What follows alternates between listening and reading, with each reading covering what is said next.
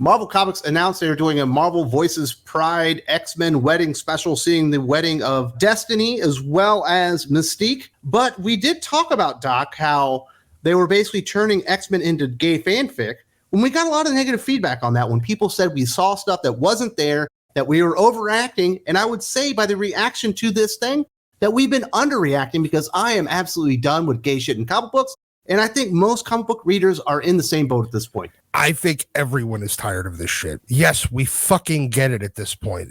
You're just beating a dead horse, and it's really, really tedious. Yes, it has gotten old very, very fast, and we've been proven right very, very quickly in this endeavor. Mostly it's about this alternate cover that Russell Dowderman did that has Iceman and Hercules embracing on there, that has caused quite the debate on whether or not Iceman is indeed a power bottom. Here's a sample of some of the tweets that are out there that were featured in a article on outmagazine.com. Herc casually recruiting Bobby for either a one-night threesome or a full poly relationship with Norva. Just love the idea of Herc and his twinks. Next up, Bobby being the pass-around party bottom at Marvel right now. Like, no wonder him and Romeo never made it official. And then they said, look at this whore every month sitting on a different you-know-what. Next up, y'all assuming Herc is a top, and that's why I know I'm built different.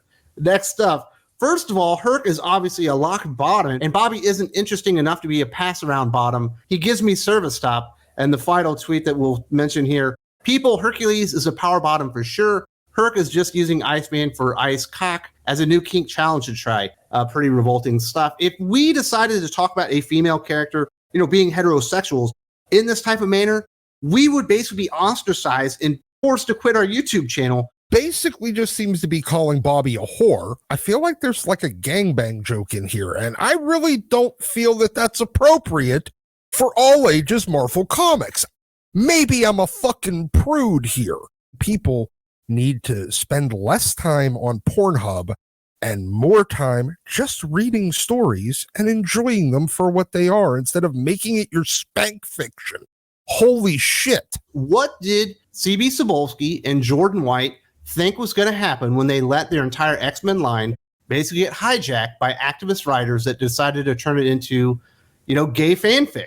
This is exactly the audience that they were courting, and this is exactly the reaction that they should be getting with their heroes. Well, they're not talking about, is Iceman a hero? What did Iceman do this week? It's what kind of finger cuffs we can turn Bobby into in our weird sexual fantasies.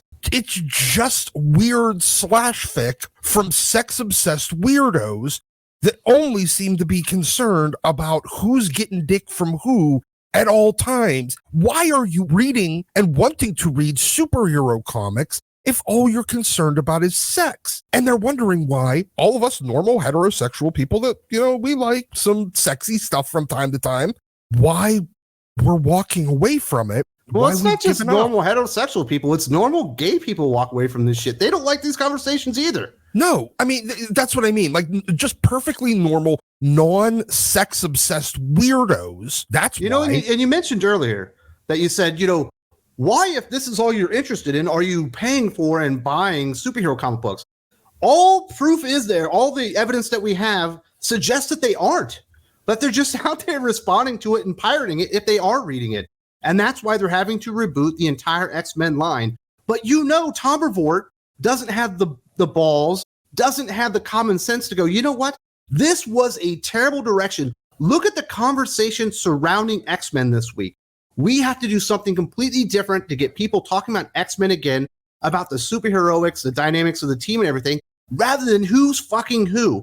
But he does not have the stones to do it. He's fucking petrified of these people. For some reason, sex-obsessed gooners are now the bully audience. Didn't we fuck, these people spend half their time throwing their DNA into a tube sock. Why in the world is anyone afraid of them anywhere? Well, it's not a profitable business strategy in comic books to take the best superhero team, the best selling superhero team in the history of comic books, the X-Men, and then go on for 4 years, first establishing that Cyclops and Wolverine and Jean Grey are in like a poly relationship, that Wolverine is the meat in the sandwich, going out there and retconning the sexualities of so many characters over and over and over again. What have we seen Bobby Drake do during the Krakoan era of X-Men? He comes out, he shows up, and he says that I'm gay, and then he walks away. They do nothing with the character. What has Somnus done? An original character created by Steve Orlando, well-known gay comic book creator. He's the sleep raper. He goes out there and he rapes men in their sleep in the comic books themselves.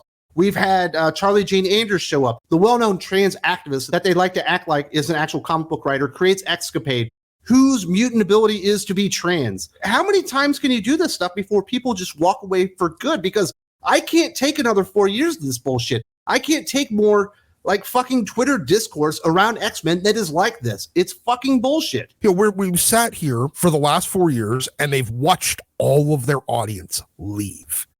They've continued going further and further into courting broke communist activists, and you get confused why you're doing poorly financially. When you get to the end and you've actually pushed away all the existing audience, and there was maybe a little bit of hope that some of them would come back because you're entirely rebooting your line, you're doing this, you're getting rid of all this other stuff, all the shit that drove them away. And what is the biggest thing you're promoting right now? Another gay wedding. Well, I'm glad you brought that up. Let's talk about some of the details. From the Brotherhood of Evil Mutants to the Quiet Council, Mystique and Destiny are one of the Marvel Universe's greatest power couples, steering the fate of mutant kind throughout the years for better or for worse.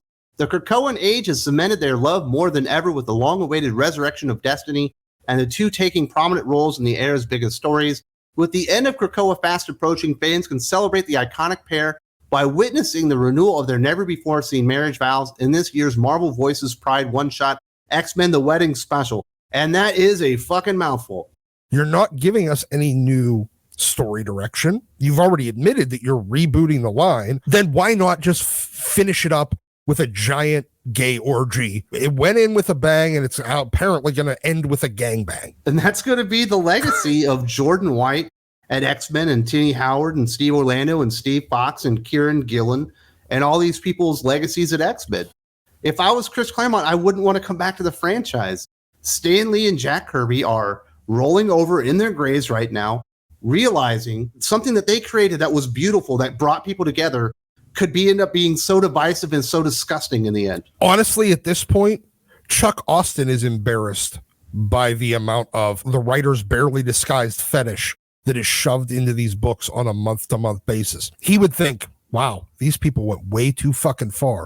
We got some more details on this.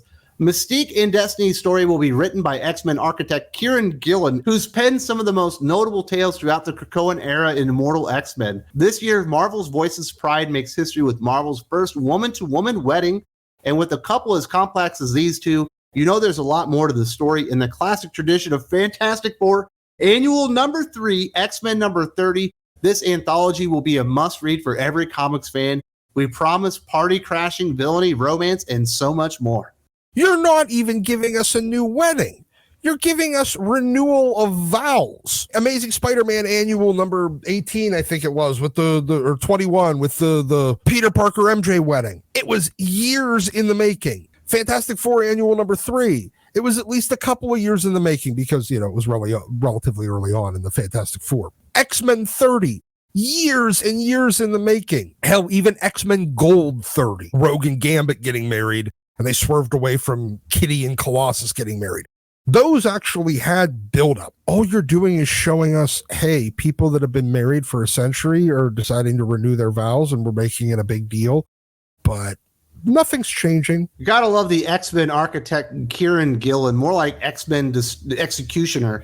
Well, how many characters has he just destroyed at this point? Sinister being the biggest one, completely and utterly ruined that character. And when I think of romance in comic books, I think of Kieran Gillen. I think he's a passable writer at best. He's just like a lot of the other Tumblr crowd. They don't feel like they've accomplished anything unless they've just made things gay. That seems to be his only trick. Only tool that's in his tool belt is make him gay. Under Jordan White's lack of leadership over the X-Men line is when people arrive there, they become worse writers because there is no oversight. There's no adult in the room. And every stupid fetish or fantasy or weird slashfic tendency that you have as a writer, you are allowed to include it into the X-Men line. And that's one of the things that's destroyed it, is the lack of oversight, to where Kieran Gillen, who can be a pretty darn good writer with the correct editorial oversight and leadership available to him, he obviously comes down to the level of a Tini Howard or Steve Fox or Steve Orlando, and all the other people like, Vita Ayala was in there, Danny Lore, Charlie Jane Anders, and all the other failures in the X-Men line. But everything he's done at Marvel is just make it gay. Young Avengers, it went from being a fairly diverse group to just gay. He turned Sinister into a mincing weirdo. He's spent his entire time in his second trip around on X-Men making things as gay as humanly possible. I don't want him anywhere near anything I read, because that's the only thing I've ever seen him do, and that's the only tool I've ever seen him pull out of his tool belt. Definitely one of the legacies left behind by this X-Men line is so many writers that it probably doesn't matter what they ever do again in their careers. I just ain't going to trust them. I ain't going to follow them, and I'm certainly not going to read their comic books anymore. No, absolutely not. Because when you look at, you just brought it up, that they become worse writers. It's because they're allowed to let their worst tendencies go through and get published unchecked. Now I know that these people are default bad, and the only way that any of them can ever have even something even remotely competent come out of their pen is when it's heavily manipulated by someone else. And I know that C.B. Cebulski, Tom Brevoort, Jordan D. White, Kieran Gillen, Russell Dowderman, and everybody else associated with this cover and this comic book deserve this. Is Bobby Drake the power bottom, or is Hercules the power bottom in this relationship? They deserve this debate to be a part of their legacy and to stain it forever. Perhaps even define their comic book legacies even 10 and 20 years from now, because this is embarrassing. It's disgusting. And it's everything they ever asked for. Everything that comes with even the most out there flamboyant of gay culture, you now have associated with your character forever, because no point was anything ever done in any of the books that were associated with Bobby Drake that was ever a bridge too far. So there is no bridge that's too far. And you never get to bitch and moan about, wow, it's been taken too far by the readers. Nope, this is the readership you courted. Fuck you. Live with it. Now, most of you here on YouTube will not be surprised that Dok is a very passionate man when it comes to X-Men, and he had a lot of stuff to say about this particular topic. Now, I know some of it I will not be able to include on the YouTube because it's just a little bit too hot for them to handle. If you want the full unedited version of this, you will have to go over to the Patreon. There's a Dok is Right tier, plenty of new Dok content there, and people can hear everything that you actually had to say about this unedited, uncensored, because YouTube does have some restrictions on us. But believe me, Dok was very passionate, and he had some very harsh words to say in this bad boy. There's a link in the video description if you are interested in joining the Patreon and hearing what he had to say there.